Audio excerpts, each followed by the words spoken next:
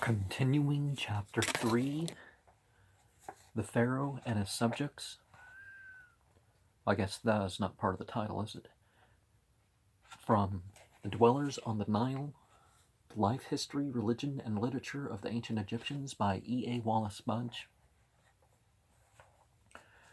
Though there are many examples of men of humble birth attaining high position, either through their great personal abilities or through marriages with well-born or wealthy women, it is tolerably certain that, speaking generally, sharp dividing lines existed between the classes. The noblemen taught their sons to rule and manage the family estates, so that they might succeed them. The handicraftsman taught his son to follow his trade, and the priestly classes and the scribes were the most exclusive of all. The man who was born a slave lived and died a slave, and left no memorial of himself behind. See, if we temper things, I see these, more than, like $50,000 or so burial, shrines and whatnot sometimes, and it's like, or maybe it's more because it is a funerary thing, but if there's a temperance, everybody gets this small, Islam has this, we have a small gravestone, or bigger if there's no other rock available or something, but then everybody has the same memorial. If he was given a wife, or if he took one and had children, they were the property of his master. The Egyptians were a humane people, and it is quite possible that the lot of a slave was not as miserable as has been generally supposed. The inscriptions give us no detailed information on this subject, but on the whole, I believe that the condition of the slave in the first half of the 19th century under Muhammad Ali and his sons was substantially what it has been ever since the beginning of the dynastic period 6,000 years ago. There have always been kind masters and cruel masters, and there must have always been very much worse conditions of life than those under which the slaves of Nemuhotep lived at Nat Kefu under the 12th dynasty.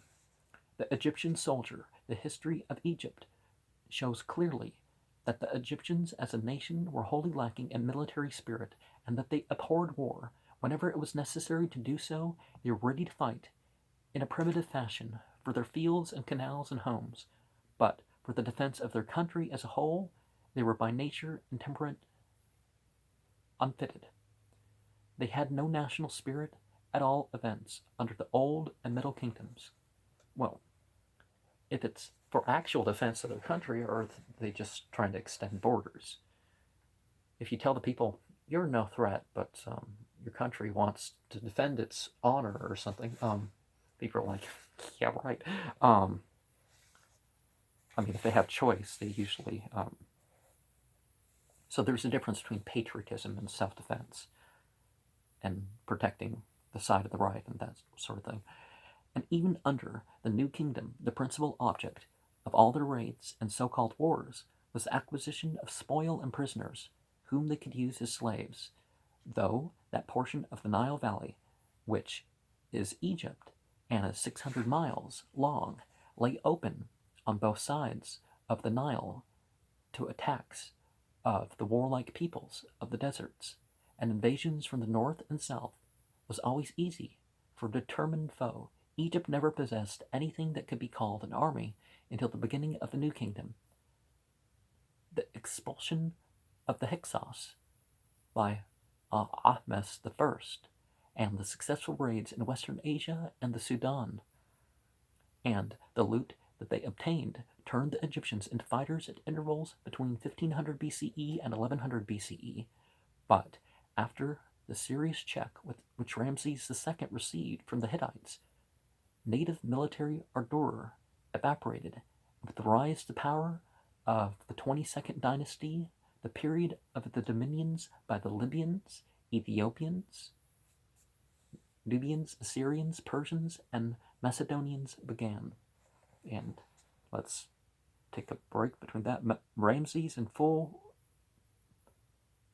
panoply of war, charging the Hittite forces and their allies at the Battle of Kadesh, and cutting his way through the chariots of the enemy by which he was surrounded. Yeah, every other epic has like a person or a handful of persons and saying, "Oh, I single-handedly defeated them." No, they didn't. But they led the charge. You know, that could be fairly said. Sneferu, having conquered Sinai for the sake of its copper mines, raided the Sudan for the sake of the gold in its mines and rivers, and brought back 7,000 men, slaves, and 200,000 oxen and goats. The reputation of the fighting powers of the Sudanese men induced the official Winne, who was deputed by Pepi Merenra to fight against the Asiatics of the eastern desert, to stiffen his troops with various tribes of the blacks, Nahasu,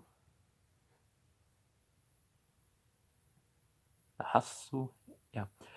But in Winne's army, we had a mixed mob of blacks and Egyptians, for they robbed the wayfarer of the sandals and food, and they ate up the food in every village they passed through, and they cut down the fig trees, destroyed the vines, slew the people who resisted, took prisoners of the remainder, and having laid waste to the enemy's country, returned laden with spoil to Egypt, and were welcomed with cries of joy.